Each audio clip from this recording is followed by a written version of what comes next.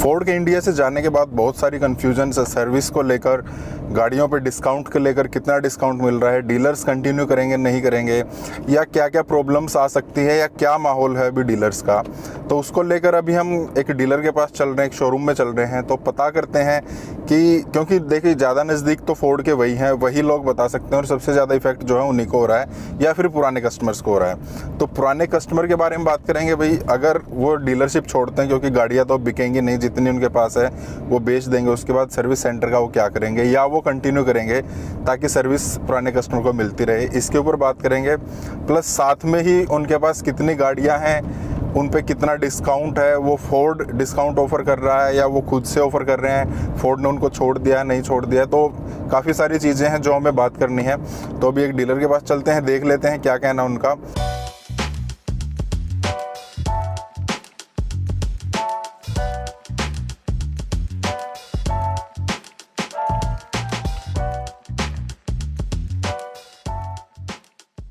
तो डीलरशिप के बारे में पहुंच गया हूं, फिएट की और जीप की भी जो डीलरशिप है यहाँ पर है, जो शोरूम है। तो अभी अंदर चलते हैं। बाहर से तो मेरे को लग नहीं रहा है कि इसमें कोई है, वैसे मौसम भी थोड़ा ख़राब हो गया है यहाँ तक आते आते। तो अंदर चलते हैं और पूछते हैं उनसे क्या बातें हुई क्या बातें नहीं हुई। तो मैं वापस आ गया हूँ, फिर से गाड़ी में बैठे हैं और मौसम फिर से खुल गया। लगता है मौसम की भी जो दिक्कतें हैं वो सिर्फ फोर्ड के शोरूम पे ही चल रही थी। उन्होंने ऑन कैमरा आने से बात कर दिया, इसलिए मैं वहाँ पर जो है वीडियो शूट नहीं कर पाया। वो बोल रहे थे ऐसी तो कोई दिक्कत नहीं है, लेकिन अभी पता नहीं कहाँ पे क्या मुसीबत आ जाए, सिर मुंडाते ओले पड़े वाली बात हो जाए। तो ऑन कैमरा उन्होंने बात नहीं की, वैसे मेरी उनसे बात हो गई थी। क्या बात हुई मैं बता देता हूँ। सबसे पहली बात, उनके पास स्टॉक कितना है ये मैंने पूछा था। अभी उनके पास जो है 12 से 15 गाड़ियाँ उनके पास है।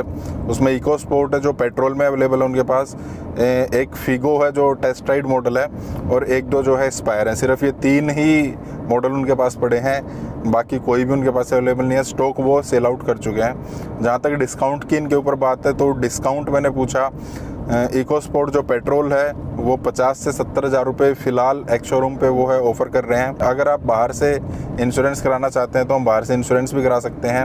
मतलब सिर्फ वो एक्स शोरूम पे हमें देने को तैयार है, बाकी जो हमें करना है हम खुद कर सकते हैं। हालांकि जो नॉर्म्स है गवर्नमेंट के वो तो हमें फॉलो करने ही पड़ेंगे। एस्पायर की अगर बात करें तो उस पर भी हमें 70 से 80 हज़ार रुपये डिस्काउंट वो देने को तैयार थे।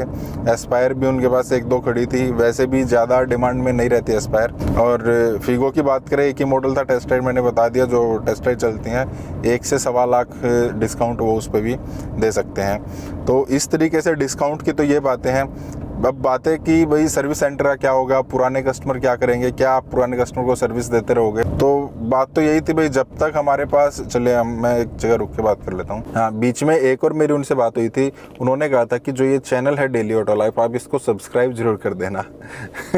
तो प्लीज़ आप सब्सक्राइब कर दीजिए।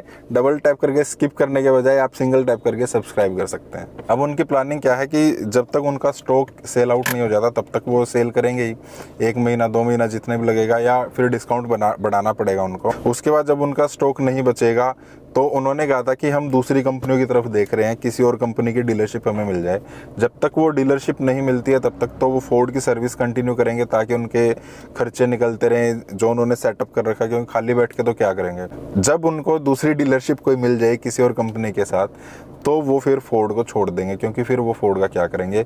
उस केस में फिर जो है पुराने कस्टमर्स को प्रॉब्लम्स होनी शुरू हो जाएंगी। इसलिए मैं बोलता हूँ, अगर आप बड़ी सिटी में रहते हैं तो आप अभी अगर आप खरीदना चाहते हैं तो आप खरीद सकते हैं। बड़ी सिटीज़ में कोई प्रॉब्लम नहीं होगी सर्विस की ऐसी, क्योंकि फोर्ड जो है कुछ अपने छोटे छोटे डिपो बनाएगा जो वहाँ पे स्पेयर पार्ट्स रहेंगे या वहाँ पे सर्विस आपको मिलती रहेगी।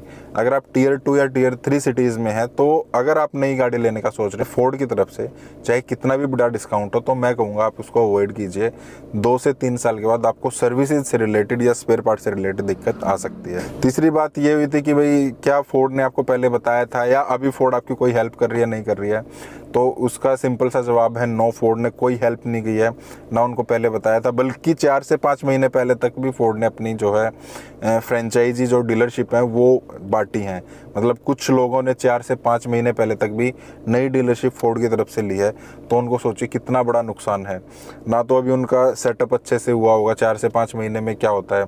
अभी उन्होंने स्टॉक भी नया नया ताज़ा ताज़ा लिया होगा, फिर स्टॉक लेने के बाद अभी उनका नाम भी उस एरिया में इतना नहीं है भाई, एक नया कोई डीलर आके बैठता है, फोर्ड का तो नाम है लेकिन कम नाम था फोर्ड का भी। अब वो डीलर आके बैठा, उसने स्टॉक लिया है, वो सेटअप कर ही रहा होगा और अभी जो है कंपनी चली गई, तो उनको अपनी ज़िंदगी का तो सबसे बड़ा नुकसान जो है अब तक का शायद हो गया हो। फोर्ड ने ये बड़ा गलत किया और उनको छोड़कर जो है फोर्ड चली गई है।